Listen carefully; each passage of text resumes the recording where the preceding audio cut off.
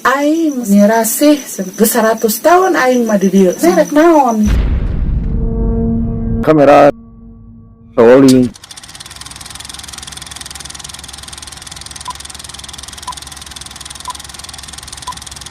Action.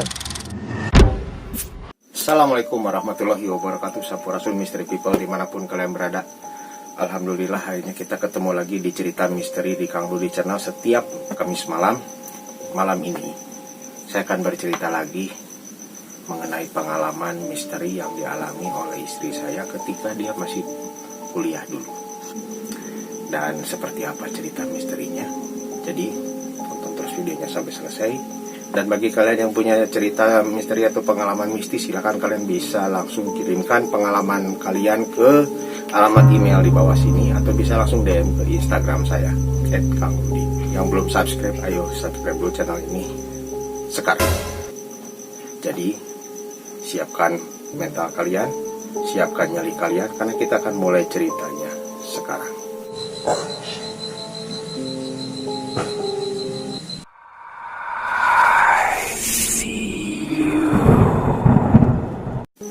Oke teman-teman, sekarang saatnya kita dengarkan cerita misteri atau pengalaman mistis yang dialami oleh istri saya ini. Seperti apa ceritanya, kita langsung dengarkan ceritanya sekarang. Cerita yang mana, yang liburan ya?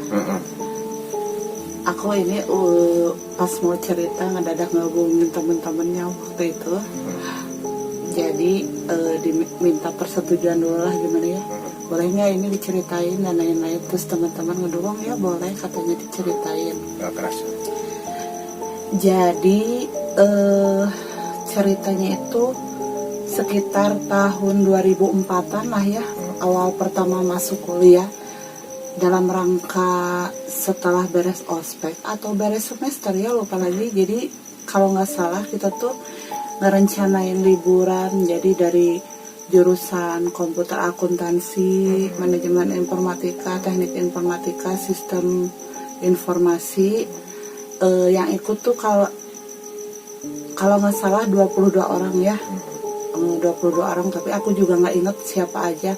Pokoknya cewek ada 8 orang, sisanya cowok 22 orang. Terus pakai 2 mobil ke Ciwidey, kan sewa pila lah ceritanya. Sewa pila yang ada di tengah-tengah, bener-bener tengah-tengah di kebun teh. Jadi jarang dari penduduk desa ya. Bahkan kita waktu mau ke warung itu jauh, benar-benar jauh. Harus pinjam dulu motor penjaga pilanya, baru bisa nyampe ke warung beli bahan-bahan makanan. Kadang kalau penjaga pilanya nggak ada, jalan kaki juga lumayan lama ya.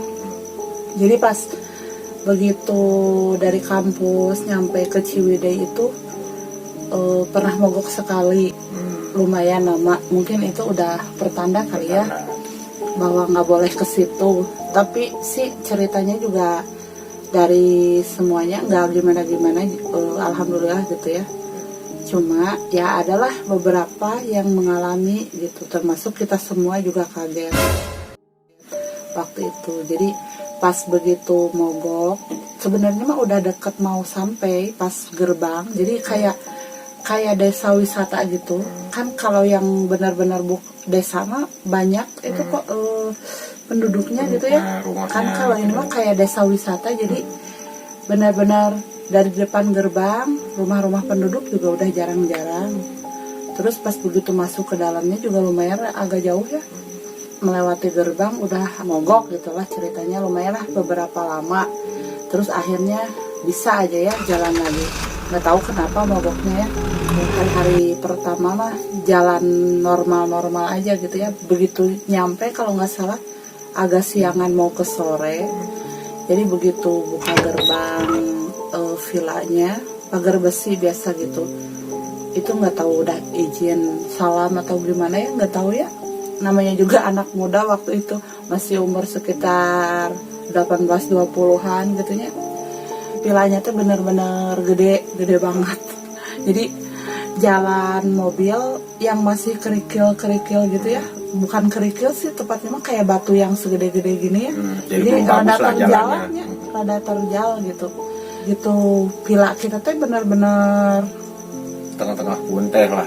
kebun teh enggak di sebelah utaranya teh kayak gunung tapi enggak terlalu tinggi-tinggi amat. Jadi kayak bukit gitulah ya.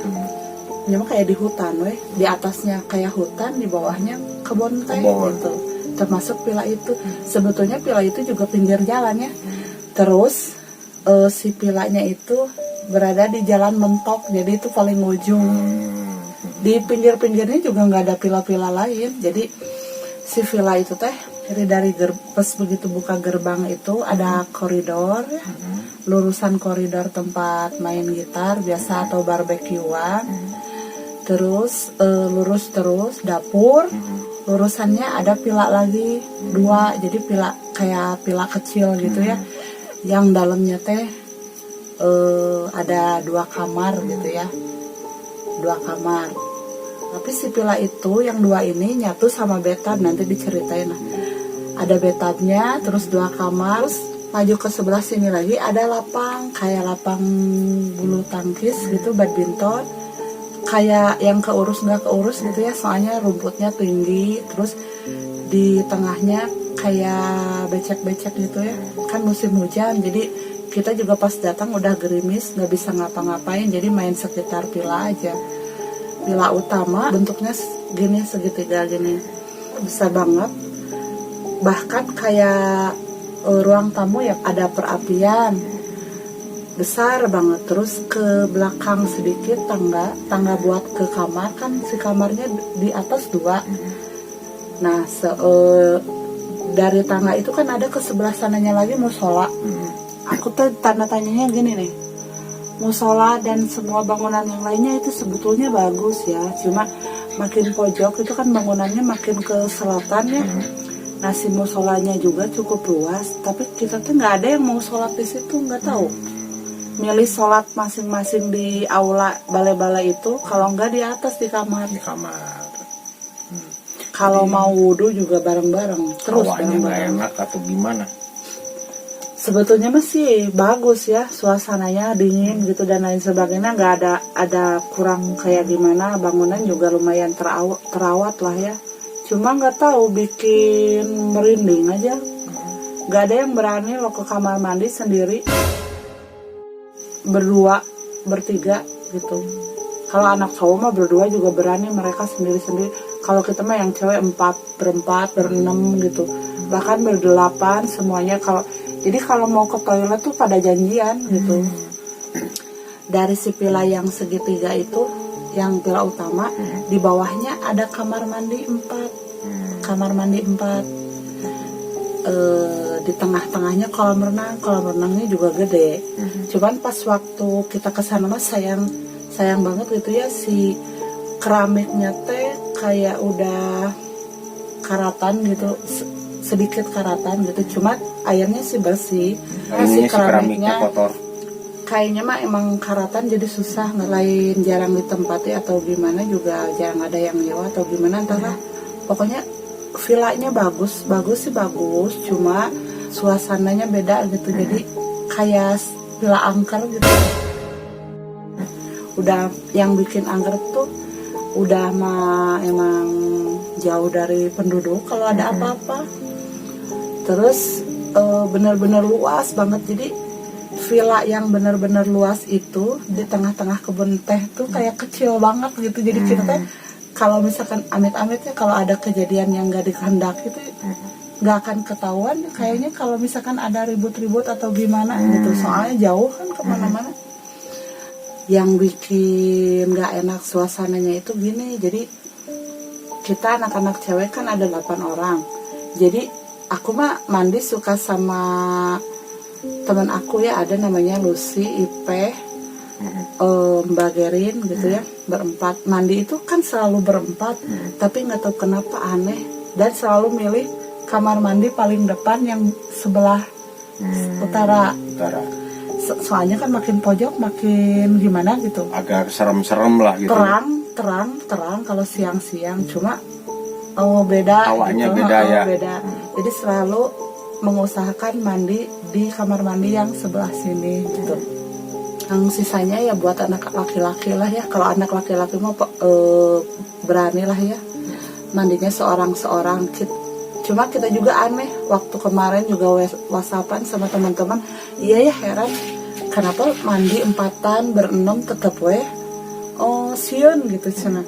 Satu waktu pernah ada menjelang maghrib, anak-anak laki-laki kan lagi pada nongkrong di tempat barbekyuan tadi ya, kan karena kamarnya di atas 2, jadi anak laki-laki di sebelah selatan si kamarnya, si perempuan di sebelah utara. Jadi di kamar itu kan luas banget, si kamarnya luas banget, ada beberapa spring bed, jadi kita 8 orang juga ketampung di situ gitu. Di kamar perempuan ada satu jendela besar yang ngadep banget ke depan, bisa ngelihat ke bawah kolam renang. Menjelang maghrib itu si jendela memang nggak ditutup, nggak tahu kenapa, sengaja mungkin. Soalnya sih aku nggak kebagian tidur dekat jendela ya. Jadi kita teh anak cewek-cewek lagi masak di dapur. Si anak laki-laki lagi main gitar gitu biasa. Ada beberapa anak cewek lah yang ikut gitar-gitaran, sisanya semuanya pada di dapur. Kalau nggak salah ada anak cowok yang ngeliat temen aku namanya Imas ya, lagi kan dia rambutnya panjang sepinggang, di jendela lagi nyisir aja gini, sambil ngeliat ke bawah, coba dipanggil-panggil nggak nyaut gitu. Terus kata anak cowok, bilangnya gini, itu si Imas kenapa nggak diajak gabung tuh, kalian teh gimana sih, disangkanya kita teh ada yang julid atau lagi marahan atau gimana ya, padahal mah enggak, ada semua juga kompak. Bukannya ajak gabung ke sini, kenapa nggak diajak, atau kalau nggak panggil gitu, atau kalau nggak temenin, kan udah mau maghrib, masa sendiri-sendiri, habis mandi meren gitu atau gimana dah, lagi nyisir gini sambil ngeliat gini ke bawah gitu. Terus pas aku keluar dari dapur, aku bilang, apa ada di dapur tadi masak sama kita bareng. Terus no itu saha. Pas ngeliat terus yang itu siapa, pas ngeliat lagi udah nggak ada. Dari sini udah biasa ya, nggak terlalu dianggap. Mungkin emang udah ke bawah gitu anaknya, soalnya tadi mah ngelihatnya di jendela gitu. Si jendelanya tuh udah mau maghrib nggak ditutup lagi kan, udah biasa. Jadi kita tuh di situ teh 3 hari 2 malam ya. Nah pas malam kedua, pas mau pulang, biasa anak laki-laki drama ya, bikin drama, pura-pura apa ya, ngetes kekompakan mungkin, pura-pura berantem gitu gimana, sampai bahkan adu jotos gitu. Terus ketahuan aja bahwa itu teh benar-benar drama gitu ya, ketawa-ketawa biasa gimana. Bete lahnya anak-anak cewek teh, ya udah ke kamar weh. Pas ke kamar nyusun rencana, gimana kalau misalkan kerjain balik, hayu gitu ya. Di prank dikerjain balik. Soalnya udah ngerjain tadinya, kalau benar-benar berantem anak laki-laki, kita mah udahlah pulang aja, soalnya nggak asik gitu ya. Ya kita juga sih ya ngerencanain pura-pura kesurupan bareng gitu atau gimana, kan itu sompral ya sebenarnya mah. Ya kita udah turun aja ke bawah ya yang di perapian itu. Terus udahlah mulai beraksi temen aku ya, si Mbak, aku manggilnya si Mbak ya. Si Mbak beraksi, terus pura-pura apa kesurupan gitu biasa. Itu Mbak Gerina ya. Ya. Terus teh pura-pura kesurupan, anak cowok kan panik ya, aduh gimana ini Sana bilang gitu, aku Lucy sama Ipeh ada di pinggir kayak posisi berlutut gitu ya. Kan kita juga gak kuat ya nahan cekikikan gitu ya, pengen ketawa karena tahu itu prank kan. Karena tahu itu kan drama gitu. Lucy ada di belakang aku, terus anak-anak yang lain pada ngerubunin, aduh ini gimana. Terus teh biasa gitu ngobrol pura-pura gitu ya, gimana ya, kayak yang kesurupan kan gimana gitu. Terus tiba-tiba lampu mati aja. nggak tahu mati memang benar-benar mati, nggak tahu memang dimatiin sama penjaga villa. Soalnya kan si penjaga villa waktu itu ngedadak datang berdua di lubang pintu, mereka gini aja. Mungkin baru tahu aku sekarang, sampai sekarang aslinya itu maksudnya penjaga villa cuma gini doang. Mungkin emang udah biasa kalau ada yang nginep di situ, mungkin ya. Awalnya masih pura-pura kesurupan itu, cuma lama-lama jadi kayak beneran gitu, kayak setengah-setengah ngobrol gitu, gimana ya, marah-marah gitu, bilang gini, teresep cenah ka awewe tas cenah barudak awewena garu meuli cenah, terus ka barudak lalakina gara randeng cenah, rek naon maraneh ka dieu cenah, ngaganggu pisan cenah. Terus yang bikin anehnya itu nyebutin nama loh. Oh, nyebutin nama. Kan ada temen yang cowok yang namanya Lucky, dia baca-baca sambil mencetin apa, jempol kaki. Aku kan lagi ketawa-ketawa ya, gak kuat sama temen aku si Ipe sama si Lucy. Mbak udah gitulah, udah gitu ya. Tapi pas ngeliat temen aku si Lucky yang laki-laki mencet gini, gak kerasa, kan jadi tanda tanya, wah ini mah beneran, tiba-tiba langsung dari yang ketawa-ketawa jadi pada nangis kan, aduh gimana gitu. Terus ditanya lagi, iya saha, kata temen aku yang namanya Lucky, iya saha cenah, aing nyirasih cenah, tos lami di dia geus 100 tahun aing mah di dia, serek naon, saking takutnya gitu. Lumayan panjang sih ya ngobrolnya, cuma aku nggak ngeh kata yang lain selain yang dia nyebut nama. Tiba-tiba nyebut nama Nyai Rasi, terus usianya udah 100 tahun di situ. Terus yang lain aku udah nggak ingat percakapannya apa. Berusaha baca-baca ayat kursi sepotong, lupa, ngedadak lupa, balik lagi. Pas sudah lama-lama baru si Mbak bilang gini, aku mah senang bohong, wepis gitu, saudara. Jadi kan berarti dia setengah-setengah. Emang banyak anak-anak juga yang dengar nyebutin nama dan usia di sana udah berapa lama. Jadi kan orang lain teh panik, tapi dia sendiri kekeh bilang, apa dah aku mah nggak nyebutin nama. Dah kan namanya ge pura-pura nyebutin nama pisan asli Mbak, aku dengar pisan. Emang saha namanya eta Nyai Rasi, umur 100 tahun udah di sini. Enggak, asli itu nyebut nama, nyebut pisan Mbak. Terus orang-orang lain juga mengiyakan, yang deket kan, yang deket ngerubunin mengiyakan. Nah dari situ Arno akhirnya semuanya, jadi si penjaga villa ketawa aja, pergi aja, terus ngehidupin lagi listrik kan. Apa coba maksudnya ya? Kalau memang benar-benar ngejebret gitu listriknya, kenapa nggak dibenerin lagi? Jadi pas begitu si Mbak udah sadar, udah gini, langsung udah dinyalain lagi. Pergi aja mereka sambil senyum mesem gitu lah ya. Semua orang tidurlah di aula itu, di aula yang ruang tamu perapian. Kan di tengahnya ada meja bulat gitu ya. Jadi anak-anak tidur di pinggir-pinggirnya. Nah ada teman satu iseng yang laki-laki, kan emang dia mah orangnya oces lah ya.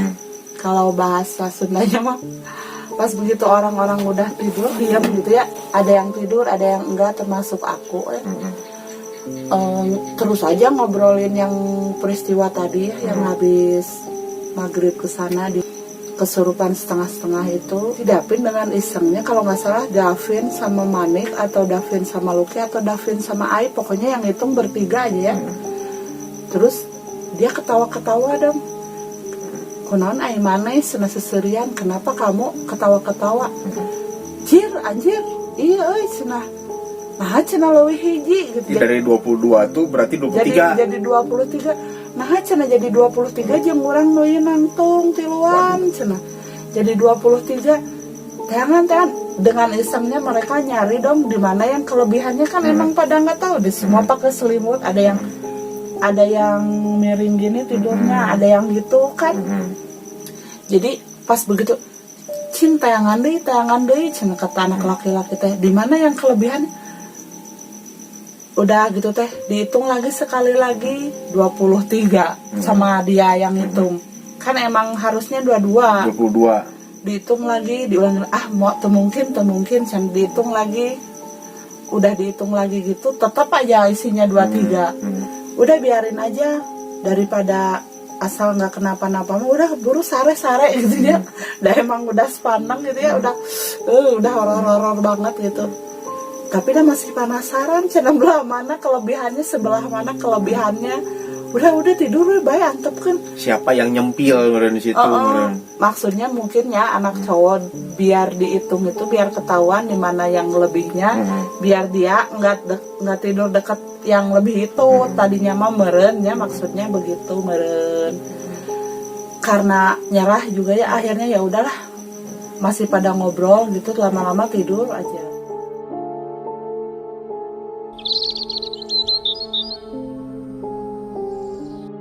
Selama 3 hari di situ, tapi nggak ada yang petani-petani teh ngakut itu panen gitu ya. Panen.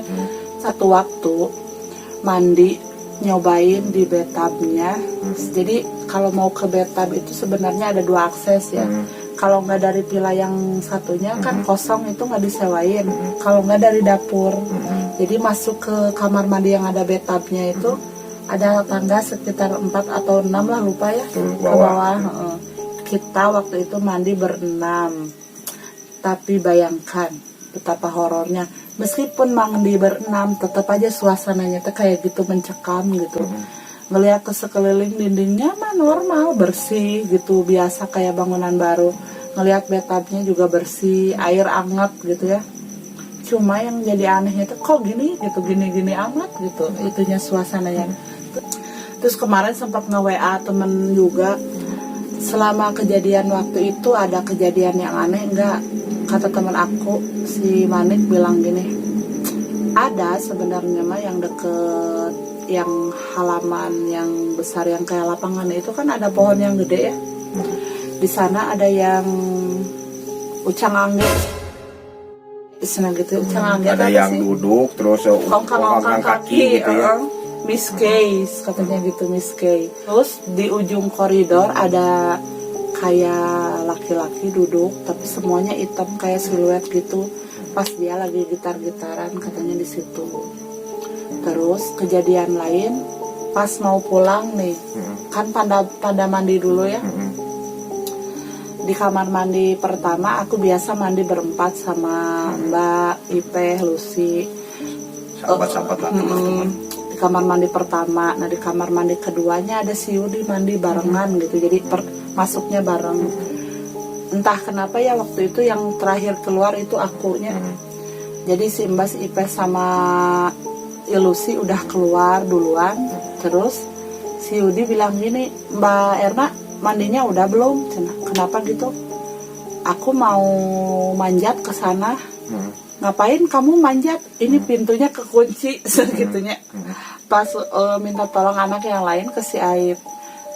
Aib pang bukakan. Pintunya kekunci. Tuh bisa, cina gitu tuh bisa hese, cina gitu. Gak bisa, susah. Ya udahlah manjat tuh, kata teman-teman yang di luar teh. Bayana udah belum, burukeun, cina buru-buru. Ya sebentar di baju heula, kata aku tuh di baju dulu. Begitu udah di baju, sok kalau mau manjat mah udah weh, kata aku teh udah weh. Tapi aku belum keluar karena kepo, ngapain ini anak manjat gitu ya. Pas begitu dia udah manjat, langsung turun. Dan si pintu ngebuka sendiri dong. Waduh. Ngebuka sendiri, terus kita masih di dalam kamar mandi yang aku pakai tadinya. Begitu dia si Yudi selesai manjat, kita gini aja, pandang-pandangan. Langsung lari aja doaan. Aduh, serem.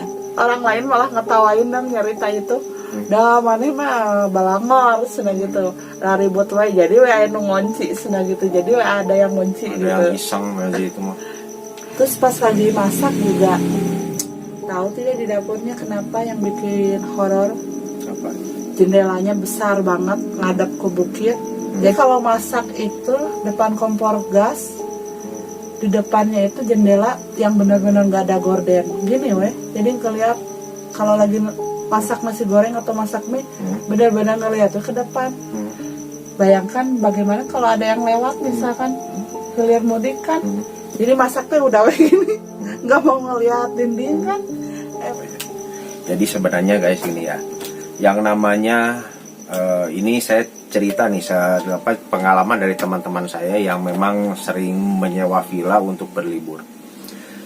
Villa itu kan hanya ditempati ketika kita liburan aja atau vacation lah atau rekreasi di hari libur gitu. Jadi memang sehari-harinya itu kosong.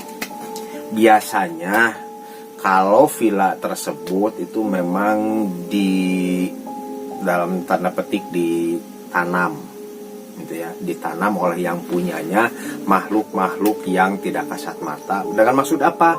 Untuk menjaga aset gitu ya. Karena biasanya nih kalau nggak dijaga dengan hal seperti itu, biasanya suka banyak orang yang iseng kayak pencurian, kemudian pembongkaran rumah, perampokan dan lain-lain sebagainya. Jadi makanya suka disimpan mereka-mereka yang tak terlihat di situ gitu ya. Nah itu memang terjadi juga sama teman saya yang pernah nyewa villa di salah satu villa di Puncak Bogor. Nah ketika dia sewa itu memang penjaganya pun juga bilang seperti itu. Kalau nggak begitu nanti banyak perampok dan lain sebagainya. Jadi bagi kalian percaya nggak percaya ya silakan, itu tergantung dari sisi mana kalian menyikapinya dan tergantung dari tingkat keimanan kita. Karena mau tidak mau kita akan berdampingan dengan mereka-mereka yang tak terlihat, gitu ya. Jadi ya sebaiknya dengan adab yang telah diajarkan oleh agama kita masing-masing. Oke, sebelum diakhiri, videonya ada yang mau disampaikan nggak sama teman-teman semua nih? Kan udah lama nggak ketemu sama teman-teman. Kalau udah lama nggak ketemu sih iya ya, tapi alhamdulillah kita tetap kompak, tetap berhubungan di grup WhatsApp biasa. Ya kangen sama mereka, kangen gitu. Sama ada yang mau disampaikan juga, karena teman saya yang satu itu sudah berpulang lebih dahulu gitu ya, menghadap Allah Subhanahu wa Ta'ala. Semoga almarhumah Imas ya diampuni segala dosa-dosanya, mohon didoakan ya, dan diterima amal ibadahnya. Semoga husnul khotimah, dilapangkan di alam kuburnya. Jujur aku mah kangen gitu ya ke dia, karena dulu pas pertama ospek juga begitu beres ospek kuliah pertama, dia tuh jadi pertama kenal tuh sama aku di warung depan kampus ya, kampus pertama gitu. Dia nanya, kamu ikut ospek enggak? Aku bilang aku ikut, dan kebetulan kan memang baru beres. Memang kamu nggak ikut? Dia bilang aku enggak karena aku lagi sakit. Dia bilang gitu ya. Memang pribadi yang periang semasa beliau kuliah gitu ya. Ya karena memang kita juga semua pada kangen lah ya, teman-teman semua ya. Mohon didoakan saja, minta doanya semoga beliau apa ya? Ya diberikan tempat terbaik lah gitu ya, diampuni segala dosa-dosanya, dilapangkan alam kuburnya, ditempatkan di sisi Allah, yang terbaik di sisi tempat Allah. Yang terbaik. Oke teman-teman, sebelum kita tutup nanti videonya, kita ada baiknya siapapun yang menyaksikan video ini atau teman-temannya istri saya yang seangkatan dengan almarhumah, baiknya kita doakan dulu ya sekarang ya. Sumail arwahi khususon Mas di Al-Fatihah.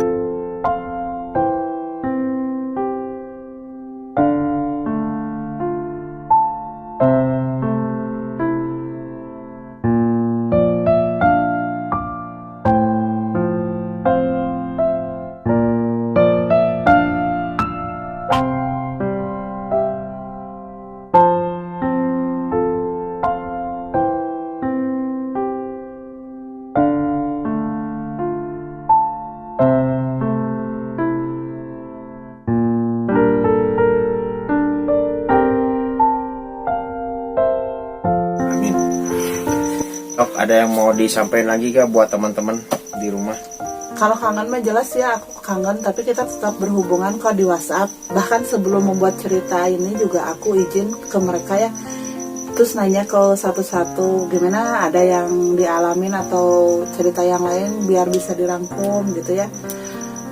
Ternyata ada gitu, dan inilah hasilnya gitu. Terus satu lagi, aku kangen pada kalian. Sekarang kan udah pada punya keluarga nih ya, punya istri, punya suami, punya anak. Hayu kita reuni, main lagi dan nginep lagi di sana. Sekali ya. Kalian masih punya nyali untuk nginep lagi di tempat itu. Jadi buat alumni STIMIK Bandung seangkatan dengan istri saya yang menyaksikan video ini, yuk kita main lagi ke sana. kita main lagi ke sana. Ditunggu silaturahimnya. Ntar bisa japri aja di WhatsApp. Oke? Jangan kemana-mana, ikuti terus video ini sampai selesai. Oke, teman-teman, sepertinya segitu dulu cerita misteri kita kali ini. Semoga kalian terhibur dan sebagai pengantar kalian beristirahat di Kamis malam Jumat ini. Pengantar tidur. Cerita pengantar tidur. Dan sebelum saya akhiri videonya, bagi kalian yang punya pengalaman misteri dan pengalaman mistis, silakan kalian bisa kirimkan ceritaan kalian di alamat email saya di bawah sini, atau bisa langsung juga ke DM Instagram saya untuk konfirmasi hal berikutnya. Bagi kalian yang belum subscribe, ayo subscribe dulu channel ini sekarang. Dan saya Kang Ludi pamit juga. Erna Yulita, istri saya juga pamit. Sampai ketemu di cerita misteri selanjutnya. Assalamualaikum warahmatullahi wabarakatuh.